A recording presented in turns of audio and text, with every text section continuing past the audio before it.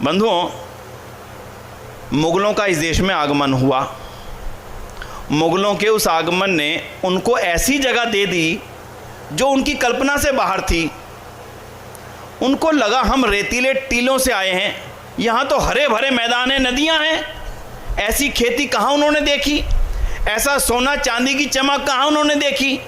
झोंपड़ियों में रहने वालों ने इतने बड़े बड़े नालंदा विश्वविद्यालय देखने का तो कभी सपना भी नहीं लिया था। जब वो इस देश में आए और इतना वैभव देखा, उनको माथा ठनक गया। और उनको सबसे ज़्यादा आनंद इस बात पे आया कि उनको रोकने और टोकने वाला कोई था ही नहीं। फिर उन्होंने लूट शुरू करी, पैसा ले जा करके। जब वो मंदिर लूटे तो कहते सोमनाथ मंदिर में 17 बार आया और हर बार लूटता था, ले जाता था। घोड़े हाथी जितने थे सारे भर जाते थे, फिर बच जाता था सामान, फिर आता था लूटने के लिए, फिर ले जाता था। उनको ये लगा जब इतना सोना चांदी 2, 4, 10, 20 मंदिरों में है तो इस पूरे भारत में कितना होगा, तो यहाँ कब्जा करके बैठो। जब यहाँ राज्य कर लिया तो उन्होंने 4 चीज़ें करी।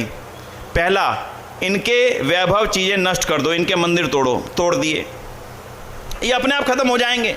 फिर सोचा इनके विश्वविद्यालय खत्म करो, इनका ज्ञान यहीं से आता है, इनके विश्वविद्यालय तोड़ो। बड़े बड़े विश्वविद्यालय तोड़ दिए। फिर इनको लगा विश्वविद्यालय तोड़ने से तो बात नहीं बनी, इनके बड़े बड़े पुस्तकालय हैं, बड़े शानदार शानदार, उनको जला दो, इनके खाक हो जाएंगे सारे। हमारे पुस्तकालय जला दिए। फिर इनको लगा पुस्तकालय भी जला दिए, विश्वविद्यालय भी तोड़ दिए, मंदिर भी तोड़ दिए। पर इनके मन में ना अभी राम और कृष्ण के प्रति बड़ी अगाध आस्था है, अगाध निष्ठा है। तो उसके लिए क्या करो, उसके लिए इनके धर्म ग्रंथों को ही बदल करके रख दो, उन्हीं में मिलावट कर दो। उनमें मिलावट करने के लिए आप में से कोई शायद ही बता पाए ये कृष्ण के साथ में राधा का नाम जुड़ा कैसे, कोई नहीं बता पाएगा। एक बड़े भारी कवि हुए, बड़े भारी कवि, जिनको हिंदी में कहा गया कृष्ण भक्त मुस्लिम कवि। क्या नाम था उनका? हाँ, रस खान।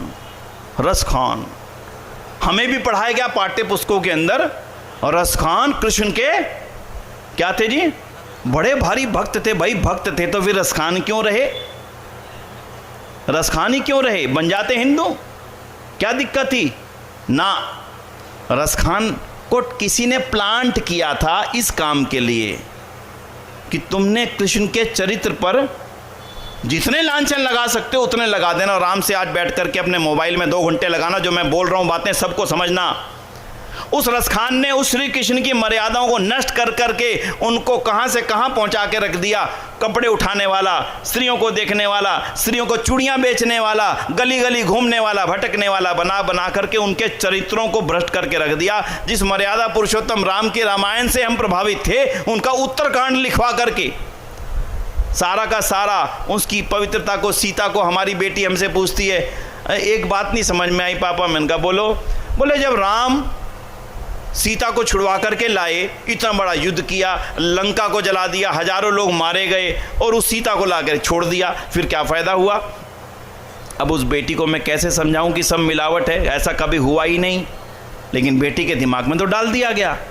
तो उन्हीं आक्रांताओं ने हमारे विश्वविद्यालय तोड़े, मंदिर तोड़े, पुस्तकालय जलाए और हमारे महापुरुषों के प्रति हमारे मन में एक गलत भाव पैदा करने के लिए उनके प्रति नकारात्मक साहित्य लिखवाया गया, जिसका परिणाम ये हुआ कि आहिस्ता आहिस्ता आहिस्ता आहिस्ता हमारे दिमागों में राम और कृष्ण के प्रति एक अनर्गल भाव बढ़ते चले गए। उनका लक्ष्य एक था कि इनके ऊपर हम हमेशा शासन करें, अब ये कभी भी अपने उस वैभव को जान ना सकें। बंधुओं, आज दयानंद का ऋणी होना पड़ेगा, हो ना हो।